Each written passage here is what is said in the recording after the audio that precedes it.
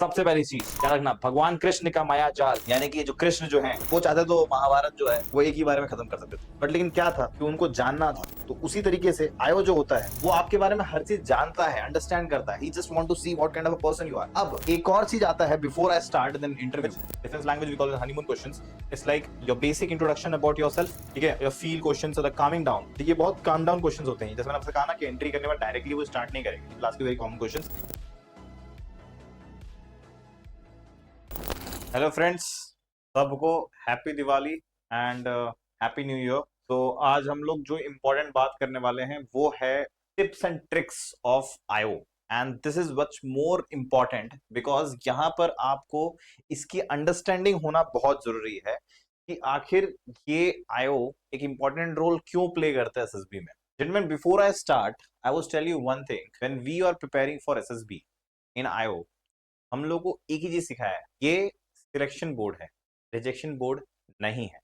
तो यहां पर आप ज्यादा ओवर थिंक या ओवर प्रिपेयर्ड, यानी कि आप एकदम परफेक्शनिस्ट होके अगर जाओगे तो आपको यहां पर प्रॉब्लमेटिक हो सकता है। Be the best when you are the, that is all depends on the rest, ठीक है, जस्ट बी द बेस्ट। अब इसमें एक चीज होता है, जब आप ये चीज आईओ की तैयारी करते हो, आईओ की तैयारी करने से सबसे पहले बेसिक क्वेश्चंस आपके माइंड में आना चाहिए कि आखिर आईओ जो है वो आपको जानबूझ के रोस्ट करने की कोशिश करता है या जानबूझ के ऐसा है, ऐसा कुछ भी नहीं है। प्लीज, मैं जो मिथ की बात कर रहा हूँ वो कि क्या आपके कुछ नहीं आंसर करने से या फिर आपने बहुत सारे क्वेश्चंस को नहीं आंसर किया तो आपका रिजेक्शन फिक्स है, आप नहीं हो पाओगे, ऐसा कुछ भी नहीं है। अगर आपने कुछ इंपॉर्टेंट क्वेश्चंस के जवाब नहीं दिए तो आपका सिलेक्शन नहीं होगा, बाकी आपने सब कुछ अच्छा दिया। बहुत सारा ऐसा होता है कि आपने आईओ के इंटरव्यूज आपके 40-15 मिनट्स चले गए तो आप बोलते थे यार मेरा तो 10-15 मिनट गया, यार लगता है मेरा तो नहीं होगा। फिर किसी किसी का ऐसा भी है कि भाई मेरे 47 मिनट्स में मेरा तो सिलेक्शन हो जाएगा, ऐसा है, ऐसा भी नहीं है।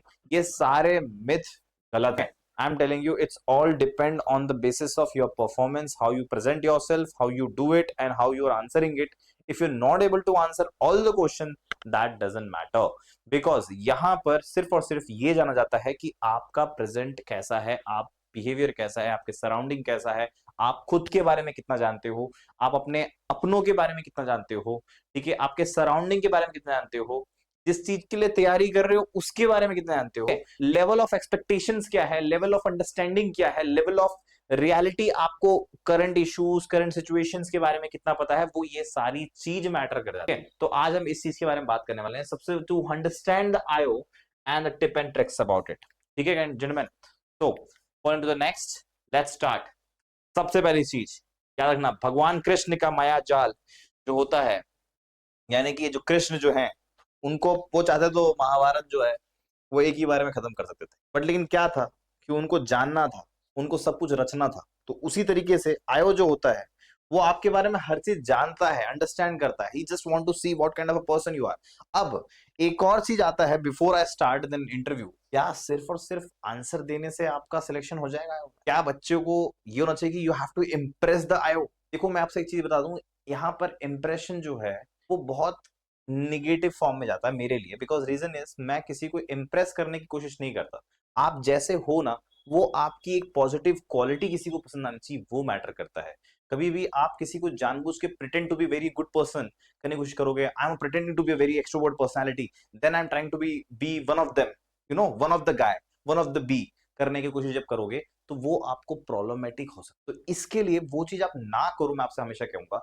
आप जैसे हो, आप अपने आप को एक्सेप्ट करते हो, acceptance is the one of the best key role that what you are, what you behaving it, what kind of a personality you carry, you understand, and this is what been taught over here.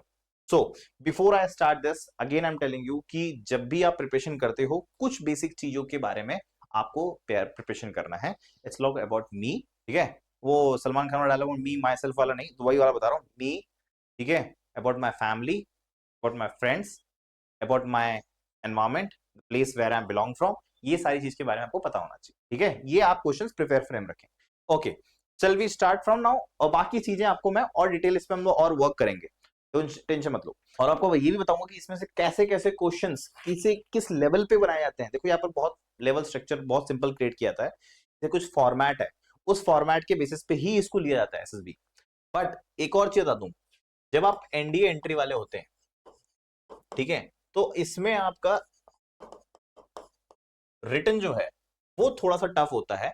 SSB जो होती है वो थोड़ी सी आपकी इसमें liberal होती है। Liberal, I am telling you, the basis is selection is very same and everything, but the thing is liberal क्या होता है कि आप अभी 11th-12th के जोन में हो, ठीक है, you are in the school phase and we have not seen the much environment, much surrounding. Okay, you belong from a defense background or something, military schools or something, you have been traveling, but then too आपको उतना exposure नहीं मिला है जितना बाकी as a person को मिलता है। फिर इसीलिए इनकी क्या है, इनकी एक्सपेक्टेशंस क्या है, you should be a kind of a good person who is seeking of knowledge to know in future कि आपको, हाँ मुझे आगे बढ़ना है, मुझे आगे करना है, तो मैं कैसे करूंगा, किस तरीके से सीख सकता हूँ। मैं ओवर कॉन्फिडेंट में, एकदम एक्सेस ओवर कॉन्फिडेंट में भी नहीं हूँ, but my confidence should be in a good manner, in a positive direction, that matters over here, ठीक है। इसके लिए अब बाकी एंट्रीज में क्या है, आपको बाकी एंट्रीज में as a perfect citizenship matter करता है। परफेक्ट सिटीजनशिप मतलब आप कैसे, आपका बिहेवियर है, आपको परफेक्ट सिटीजनशिप रहते हैं कि नहीं, आपको अंडरस्टैंडिंग कैसे है, सोशल इश्यूज पे कैसे बातें करने हैं, आपका थॉट प्रोसेस कैसा है, ये सारी चीज मैटर करता है। ओके, चलो let's begin. Question form methods as very simple, again I'm starting over here, is like first is there that, देखो पहले एंट्री करते साथ आपका एंट्री करना, the way you should knock the door, you should knock the door twice, enter in, slightly push the door, ऐसे नहीं खोल के may I come in sir, ऐसे नहीं, slightly push the door, may I come in sir, raise your voice and get inside, stand on the, if you're a male candidate, always stand on the right side of the chair, if you're a female candidate, always stand on the left hand side of the chair, which has been taught in my school, okay, the way I'm telling you, okay. So you should, it's always way of, you know, showing your gentleman, you know, posture. You should always not like a liberal standing like this, no, you should stand like this, ऐसा भी नहीं खड़े रहना एकदम ऐसे करके, नहीं, ठीक है। आप चाहे एनसीसी एंट्री हो, चाहे कोई भी एंट्री हो, आप नॉर्मली खड़े हैं, जैन सर, आप जो भी उधर पैनल में बैठे हैं, जो बंदा बैठा है उसको प्लीज विश करिए, वहां आने के बाद विश करिए, ऐसा नहीं कि walking inside the door and you are walking like मैं गुड मॉर्निंग सर ऐसे विश कर रहे हैं, no, this is a very wrong manner. मैं come in sir, then come inside, morning sir. If he is writing something, if he is doing something, ask him the basic question is like, okay, may I have permission to sit, sir? Then sit. Otherwise, if he is directly, once you get inside, when you wish, he will wish you back and he'll say, please gentlemen, sit there, and then say, thank you so much, sir, and then you continue your interview. In the starting, he will ask you very basic questions. How was the stay? Did you like it? How was the interview? Okay. Sorry, how was your SSB going on? Okay, did you like any kind of an event? Please tell us any of the kind of mess का food अच्छा लगा, ये सारी basic questions वो पूछता है। उसके बाद आपके पास जब वो एक्चुअल में स्टार्ट करेगा, जो फॉर्मेट ऑफ मेथड क्वेश्चंस है वो है आपका real test. It's called, the first thing is what we do is called CIQ. CIQ में आपको क्या होता है, काउंटर क्वेश्चनिंग करता है वो। काउंटरिंग क्वेश्चन सबसे पहला जो होता है वो आपके बारे में होता है, जिसके ऊपर मैंने एक रील बनाई है which will really help you out, and you should look for that particular thing कि वो रैपिड फायर क्वेश्चंस कौन कौन से कैसे होते हैं, वो सारा चीज आपको होना चाहिए, ठीक है। सबसे पहला होता है कि इटसेल्फ, ठीक है, the first thing is about itself, you should know about yourself, तो वो बेसिक आपके बारे में इंट्रोडक्शन एंड एवरीथिंग, उस बेसिस पे where you belong from, your father do, what your father is doing is, और आपका नाम का मीनिंग क्या है, ये सारी चीजें आपको वो इन्वॉल्व करता है। Second thing comes over here is called the sets, the flow of your PIQ. As I said, आपका जो PIQ फॉर्म आपने भरा है वो आपके PI के पास होता है यहाँ पर, ठीक है, IO के पास होता है, और आपका जो इंटरव्यू क्वेश्चंस होते हैं वो इसी रिलेटेड आगे पीछे ही कहीं ना कहीं दौड़ते हैं। अगर आप समझ लो एनडीए एंट्रीज हैं या एफकैट एंट्री है, एनडीए पीडीएस हो जाए या एफकैट हो जाए, ठीक है, I am telling you this entries has a very major role playing in the answering your questions on the basis of your PIQ, so you should well prepared about this, ठीक है, ये बहुत matter कर जाता है। Okay, what are the type of questions comes which comes in your mind is like related to I'm telling you, these are called honeymoon questions in defense forces language. Defense language we call it honeymoon questions.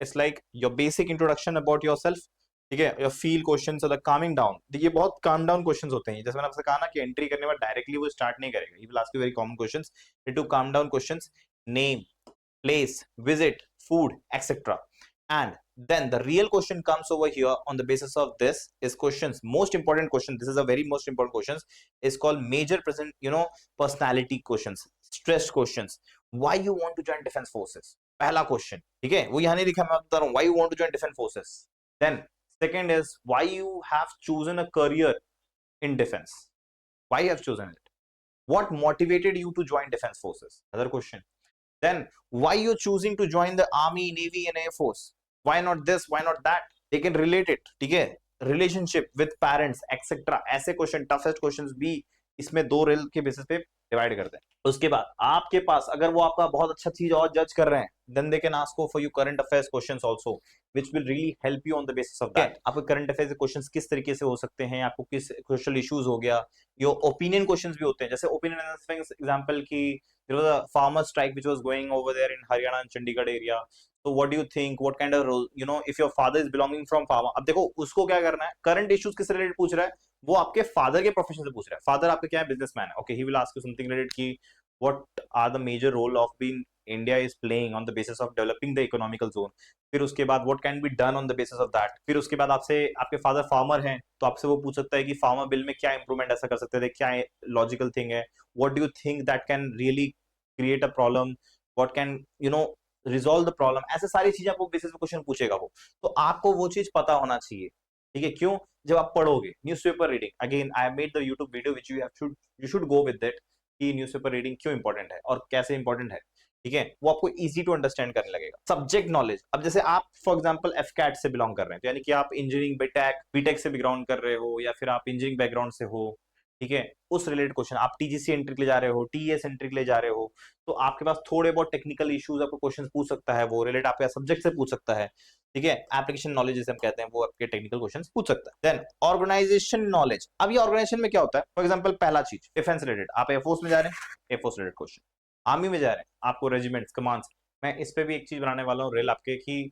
आपको कौन कौन से जो defence के question हैं वो क्या क्या आते हैं और आपको क्या चीज पढ़ना चाहिए, उसमें बताऊंगा, जो आपको एक्चुअल में इस पे वर्क करना चाहिए। उसके बाद एनसीसी कैंडिडेट हाईली एक्सपेक्टेड, आपको भाई अगर आप एनसीसी एंट्री जा रहे हो, I am telling you, you really need to know about your defence forces. आप क्या करते हो, अगर आप आर्मी विंग से हो तो सिर्फ आप आर्मी विंग का पढ़ के जाते हो, आप नेवी और एयरफोर्स का कुछ भी नहीं पढ़ के जाते, ऐसा मत करो। At least you should know the chief, और आपको उनके चीफ कौन कौन से हैं, आर्मी नेवी एयरफोर्स के चीफ, उनके तीनों के रैंक्स आपको इक्विवेलेंट याद होना चाहिए। ऐसा मत सोचो कि I am from army wing तो मुझे आर्मी से रिलेटेड क्वेश्चन पढ़ के जाएंगे, मैं उतने ही पढ़ के जाऊंगा, बाकी ऐसा कुछ नहीं है। Please read all the 3 wings and everything, ठीक है, क्या डेवलपमेंट, रिसेंट डेवलपमेंट हुए हैं डिफेंस में, ये सारी चीज, क्या ऑपरेशन कंडक्ट किए हैं, क्या ज्वाइंट एक्सरसाइज हुए हैं, वो सारी चीज के बारे में आपको पता होना चाहिए। ओके, देन टैकलिंग मेथड, अब इनको टैकल कैसे करते हैं, सबसे पहला चीज रिमेम्बरेंस। आपको एक चीज बताता हूं मैं, क्या होता है रैपिड फायर को कैसे हैंडल करते हैं, मैं एक ट्रिक बताता हूँ। फॉर एग्जांपल आप मान के चलो कि आपको रैपिड 1 फेंक रहा है, वो बंदे ने आपको रैपिड फायर क्वेश्चन पूछा अबाउट योरसेल्फ और एनीथिंग, आपको उसने उसमें समझ लो, मान के चलो 1 2 3 4 5 6 7 8 क्वेश्चंस पूछ लिए एग्जांपल, ठीक है। अब 8 क्वेश्चंस अगर पूछे तो आपको क्या करना है, जो सीक्वेंस है उसको आप बीच वाला जो है वो ऊपर नीचे आगे पीछे कर सकते हो, बट जो पहले क्वेश्चंस हैं और आखिरी का जो क्वेश्चन है उसका सीक्वेंस चेंज मत करो। मैं आपको एक ट्रिक बता रहा हूं, ये इसका और इसका जो सीक्वेंस है ना, इसको पहले और आखिरी क्वेश्चन को उसी तरीके से आंसर करो जिस तरीके से वो बना है, बट जो बीच का है उसका आगे पीछे कर दिया या कुछ, फॉर एग्जाम्पल मांगे चलो आप ये क्वेश्चन भूल गए बोलना, fine, there is nothing wrong in this, ठीक है, कोई बात नहीं। बट अब जब आप कॉन्फ्रेंस में जाओगे तो वो आपको वहां पर क्या पूछेगा, कॉन्फ्रेंस में ये पूछता है कि is there any question which you couldn't answer in your PI, would you like to answer it, maybe not sir, as per me I think so, I have answered all the questions, I don't think so I have to answer it, one thing, okay, did you want to ask anything, ये questions. Otherwise he will ask you, अगर तुमको कोई ऐसा लगता है कि हाँ मैं एज अ इंप्रेशन के चक्कर में मैं उसको ये चीज बोलूं कि हाँ यार there are certain questions which I should really work on and I really need to answer this which I couldn't answer in somehow somewhere of not in a rapid also, in a basic also questions, sir I couldn't answer this question, this was the question which was asked to me and I, because इससे ये होता है कि आपका memory कितना तेज चलता है, you are working on that particular thing, ठीक है, मेरे अंदर एक्सेप्टेंस है, मिस्टेक है, I am not perfect, believe me anyone is not perfect, but at least I'm trying to improve myself, that is much more important for you, understand, okay, then remembrance, that is more important, memory technique, see, और वो कैसे आएगा, with practice, number of times आप mock interview जितने दोगे आपको इसमें फायदा है, जहां पर भी जैसे भी आपको मैं बता रहा हूँ, सावधा is providing you on the basis of your mock interviews and you should, I believe you should practise as much as possible for you, because देखो क्या होता है, आप मल्टीपल जगह जाओगे, मल्टीपल मॉक्स दोगे, उसमें क्या होता है, डिफरेंट पर्सपेक्टिव, डिफरेंट टेक्निक मिल रहा है, बट क्या हो रहा है कि he is that psychology is studying you on the present right now. But अगर आप एक ही साइकोलॉजी से मल्टीपल टाइम्स ले रहे हो ना, तो उससे एक पता चलेगा कि नहीं, इसका पर्सपेक्टिव कहाँ काम कर रहा है, कहाँ नहीं किया, लास्ट टाइम कितना इंप्रूव किया, कितना आप इंप्रूवमेंट किया। तो आपके पास, मेरे पास बैलेंसिंग रहेगा कि हाँ, लास्ट टाइम इसने इतना काम किया था, अब ये कंप्रूव करके इंप्रूवमेंट है, अब मैं इसको कुछ और चीज पे प्रेशर डाल सकता हूँ, कुछ और चीज पे। तो ये चीजों से होता है, अंडरस्टैंड। मेरे बहुत सारे, जैसे मैं बता रहा हूँ कि इन 2022 Rahul Tanwar was all India ranking 4 जो था, उसको भी एक क्वेश्चन मैंने अपने मॉक में पूछा था, which was he was smiling his interview when he was knowing that कि अरे ये सेम क्वेश्चन तो सर कुछ दिन पहले सर ने मुझसे पूछा था, and the same question was asked in his interview. So he was smiling over there. Then he said that he answered very well because I told him to make that kind of frame and which is required over there. Okay, so this kind of a questions you should be well prepared about it. Okay, okay. Then PIQ, everything we should be on tips. अब ये क्या होता है कि जब ये questions आपके पास से पूछ रहा है वो, तो उसका सबसे पहले बेसिक चीज क्या है कि आपको खुद के बारे में पता होना चाहिए। Your father occupation, your mother's occupation, ठीक है, your relationship with your father, mother and your siblings, ठीक है। Then it goes with your kind of, if you doing any kind of a job और something, why you doing it, how you contributing your things. ये सारी चीज आपने, पता है आपने क्या लिखी थी, आपने PIQ लिखा था, जिसका आपको एक मेरा ऑलरेडी SSB के इसमें है, प्लस उसके बाद आपने SD लिखी हुई थी। ये सारी चीज आपकी कहीं ना कहीं इनसे कोरिलेट कर रही है कि आपने जो लिखा है क्या आप वही चीज है, आपकी अंडरस्टैंडिंग किस तरीके से वर्क कर रही है, वो सारी चीज को लेके, ठीक है। Then the better this part is easiest is will be only, याद रखना ये मंत्र बहुत अच्छा इंपॉर्टेंट है कि ये आपका एम्यूनिशन है, जितना ज्यादा है उतना आप विस्फोटक है।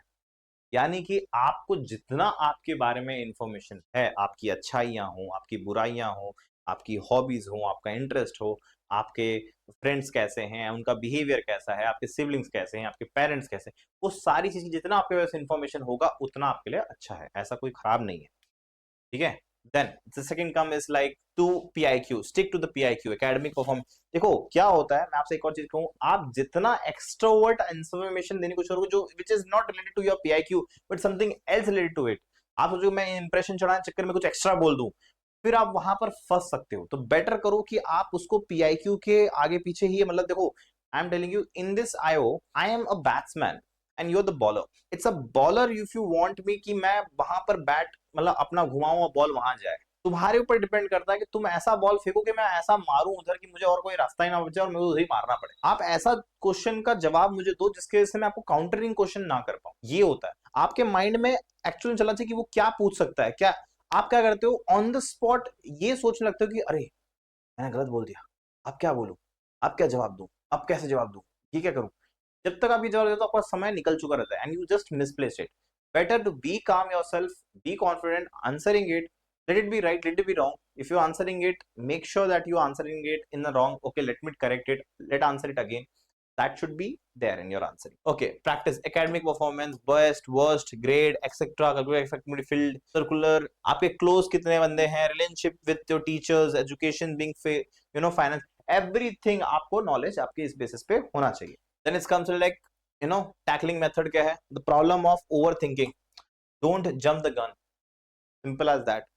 Don't jump the gun means I am telling you, do not overlap continuously answering on the same। और अगर आप एक ही चीज को एक्सप्लेन करने जा रहे हो, उसने पूछा इतना सा, आप उसको जस्टिफिकेशन के लिए आप मुझे एक्सप्लेनेशन, याद रखना जो इंसान जस्टिफिकेशन देता है he is actually lying somewhere.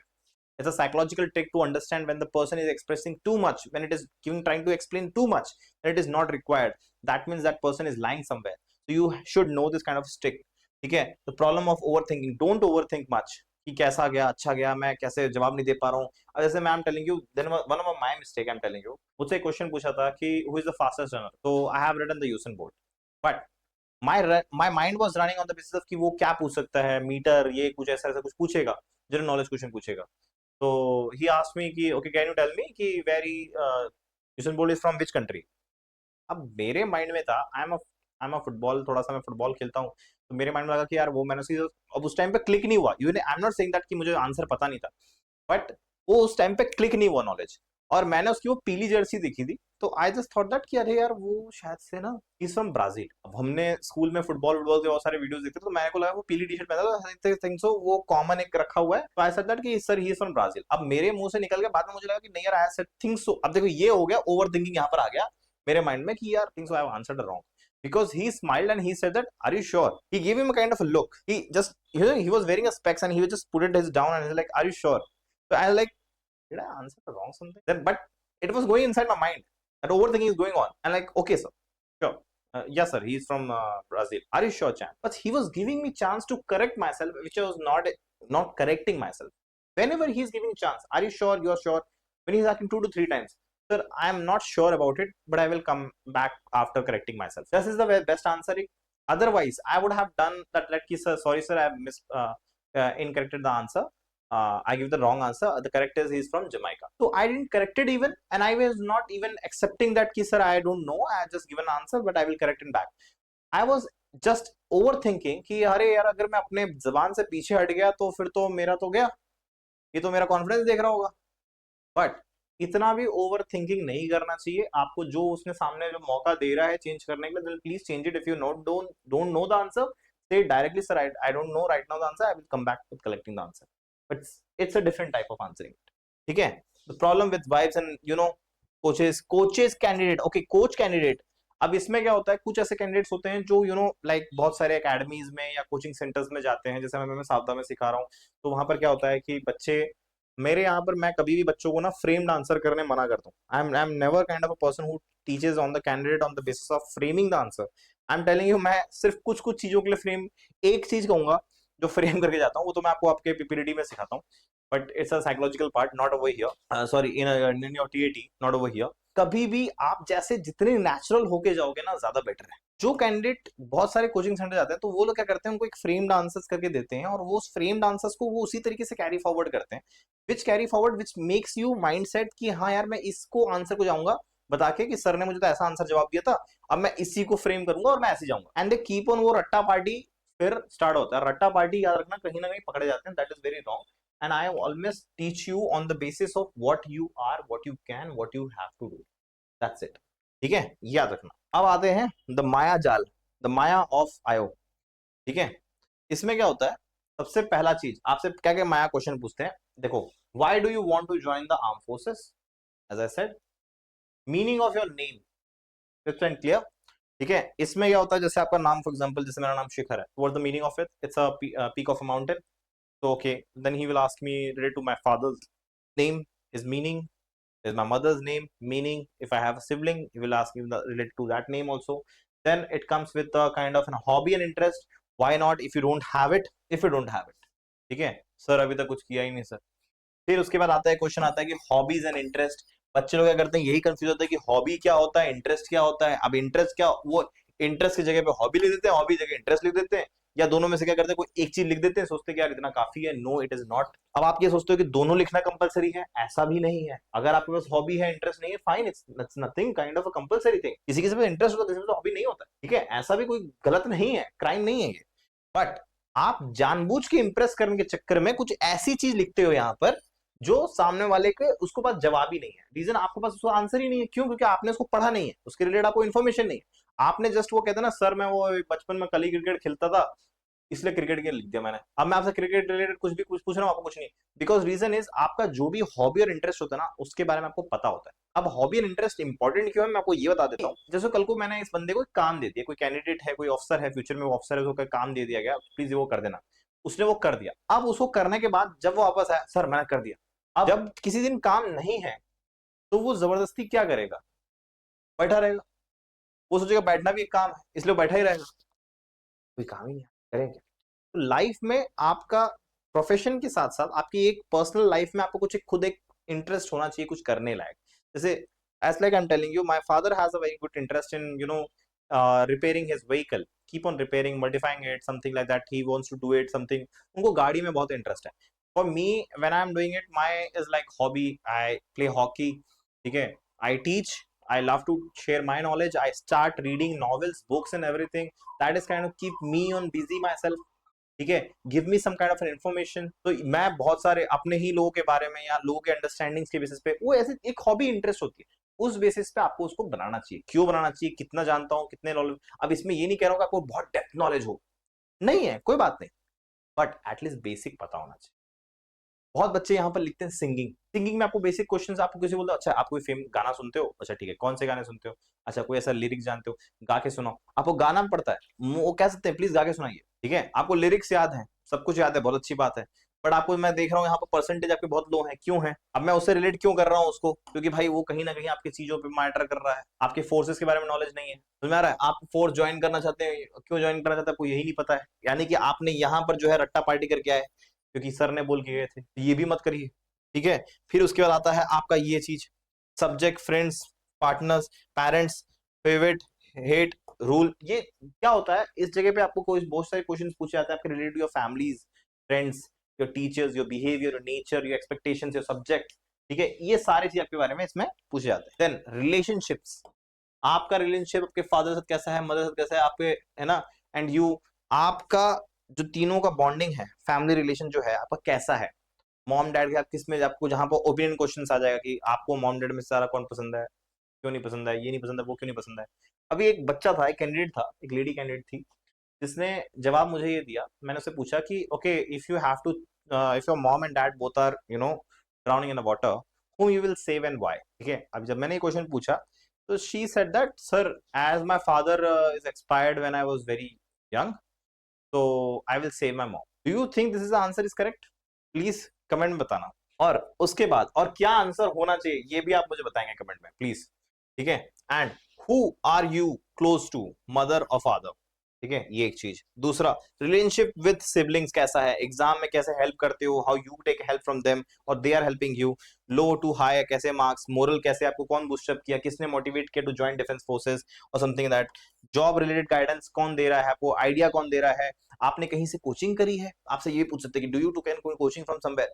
बहुत बच्चे क्या करते हैं, सोचते हैं यार ये बता दूं तो शायद से मैं मतलब थोड़ा सा वो हो जाएगा, इंप्रेशन कम हो जाएगा, ऐसा कुछ नहीं है। आज का कंपटीशन वर्ल्ड है, everyone has to prepare, everyone has to be very well knowledgeable about whatever that they are doing it as per competition level, it's good enough I believe। अगर आप ये चीज कर रहे हो तो बहुत अच्छी चीज है। आपने यहाँ yes sir I took the coaching from somewhere, I took the guidance from something, sir as per the competition level is increasing I really need to know about it, but you have given number of attempts, for example आप repeater हैं, बहुत सारे attempts दे चुके हैं, तो आपसे ये question पूछ सकते हैं कि अच्छा आपने फिर इतने सारे अटेम्प्ट में क्यों नहीं किया या इतने सारे में क्यों नहीं हुआ। Sir I was analysing and self introspecting my self where I was lacking and I was keep on working on that particular point. That is the way of answering it, you should answer in the basis of that, ठीक है।